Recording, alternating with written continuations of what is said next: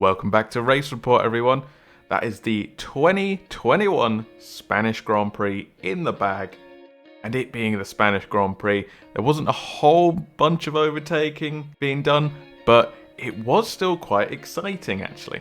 It's great to have the crowd back, so hearing some cheers there was nice. I had a new turn 10, didn't really play into anything, but it was still good. But it was a phenomenal race from a strategy point of view. Let's dive right in. Start off with qualifying. Hamilton obviously taking his 100th pole position. What can you say about that man that hasn't already been said before? It's phenomenal. Only 5 teams have ever achieved that. And he is just one man who has achieved that goal as well. He is a team unto himself. But we also saw Leclerc get 4th and Ocon get 5th. Those two were very impressive during qualifying as well. Very good news for us who wanted a bit of a competitive qualifying. When it came to the race, only Kimi started on the medium tyres, everyone else started on the softs. That kind of tells you where everybody's head's at. They want to get off the line quick, get that track position, because, as I said earlier, there's so little overtaking on the circuit. Speaking of that track position, run into the first corner, Verstappen takes the lead. Nicks it off Hamilton into that first corner. Oh boy, that shook things up, didn't it? We also had Ocon and Sainz start pulling, sadly for both of them. Both down 2 places, meaning Ricciardo and Perez got bumped up. Point, I should have talked about Perez. Perez had a poor qualifying. He was complaining of a bit of illness on Saturday, but he said he was good to go for Sunday, and he showed that. Leclerc also took Bottas on lap 1, so he was in 3rd place for a good chunk of this race, actually.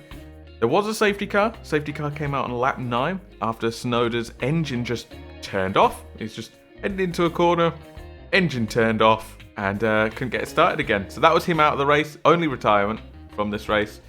And that meant we have a safety car, so everybody's bunched up again. Giovinazzi actually used that opportunity to come in for a pit stop, and it was a pit stop from hell, man. The team pulls out the tyres, and one of them has a puncture in it. And the mechanic realises the tyre has a puncture in it before he puts it on the car. So he pulls it out of the blanket. Oh, it's got a puncture in it. I'm going to have to go get a fresh set. So a whole fresh set of 4 tyres has to be got from the garage, put back onto the car again. I've never seen a tyre come out of a blanket and have a puncture before. That is crazy. But once they got a fresh set on him, he was stationary for 30 plus seconds and then he was underway again. That kind of ruined his race. From then on, he was like fighting at the back basically. Both Williams also chose to stop during that safety car period, but nobody else did, so it didn't really have too much of a bearing. It was around this time that Gasly got a 5-second penalty. He was out of position in his grid box, and the replays clearly showed that it was correct, so he got a 5-second penalty for that as well, that he just took in his next pit stop. From there, it was, a standard Spain race. The interesting parts, for me at least, came from the strategy. So when Verstappen came in for his stop, it was slightly slow. There was a couple seconds in it, and then Hamilton started bombing along, and he went long. He was held up by Mazepin a little bit, so it was a bit tense because it was like, is Hamilton going to come in? He's been held up a little bit, but Verstappen was a little bit slow, so what's going to happen here. But Hamilton went on for I think about 5 more laps before he came in. Bottas also jumped Leclerc at the first stop as well, so that's where that switch happened. And then it was all about Hamilton hunting down Verstappen essentially. Verstappen's still in the lead, but Hamilton's got slightly fresher tyres. He's just hunting him down, and he's right on his gearbox. And then all of a sudden pulls in for a second stop. It completely took me by surprise. I think it took Red Bull by surprise as well. So Red Bull keep Verstappen out in first by about 23 seconds at this point, because Hamilton's come in. Bottas is currently in second, Hamilton in third.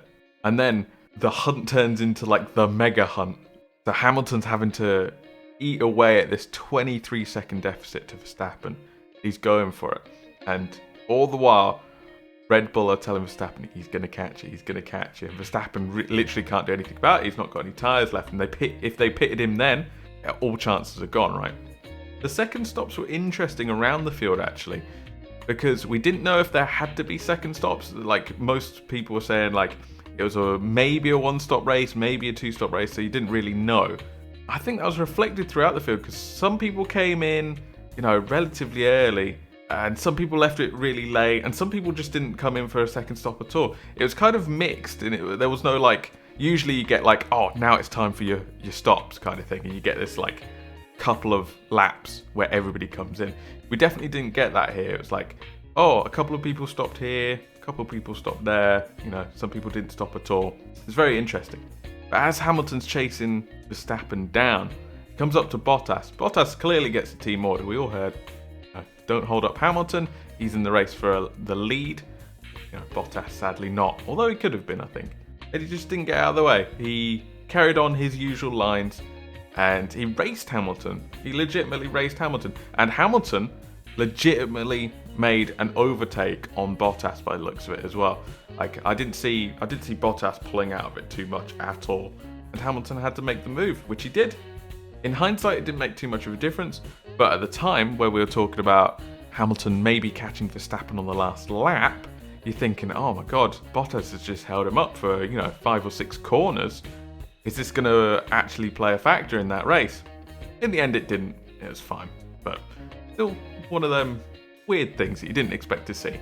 Bottas then actually came in for a second stop, which he lost out to Leclerc. Leclerc took third again. But Bottas with the soft tyres managed to just blow by him again. I think it was all about that fastest lap.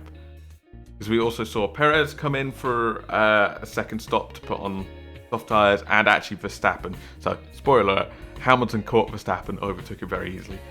It was very impressive. I think both the strategy from Mercedes was extremely wild, extremely good, and also Hamilton's driving of that strategy was brilliant. I think that was just the perfect situation for strategy and driver. And yeah, he took the win pretty easily in the end, actually. I think, he had a good couple of easy laps there at the end to enjoy it. But Verstappen did come in, did strap on some new tyres, and he went and got the fastest lap in the end. Again, I think I said this in my last review. The fact that the teams think these fastest laps, these 1 point, are so important this season tells you how close they expected to be at the end of the season. So, that goes to Verstappen. We also had a good few fights up and down the field as well. So I really enjoyed Perez hunting Ricciardo for 5th. That was really good. It's just, some good racing. And the move that Perez did to get him was really great on lap 47. It was really, really good move. Really enjoyed that. Ricciardo actually had a stellar race. It's his best so far for McLaren, definitely. We also saw a great scrap at the end for P10. So Alonso had not pitted, and he was being caught by basically everyone. He had a long train behind him. Gasly, Stroll, Vettel, Russell at one point, although Russell dropped off because he was on quite old tyres as well. I really wanted Russell to be the one, but he didn't get it in the end. I think Stroll and Gasly were the main beneficiaries of that fight. Ocon held on to get some points as well after, a good recovery off of his slow start, which was really good. Leclerc, probably my driver of the day. I mean, we didn't get to see a lot of him because he was just he was so far ahead of the other midfield guys, but not quite close enough to the top guys. That kind of void that you can sit in. He was definitely in that kind of place. He was legitimately third for a lot of the race, ahead of Bottas. And he got done in the end, but 4th place. Brilliant race for Leclerc. Definitely my driver of the day. What did you guys think of the race? Did you find it as strategically interesting as I did? Who's your driver of the day? Let me know in the comments, and I'll catch you in the next one.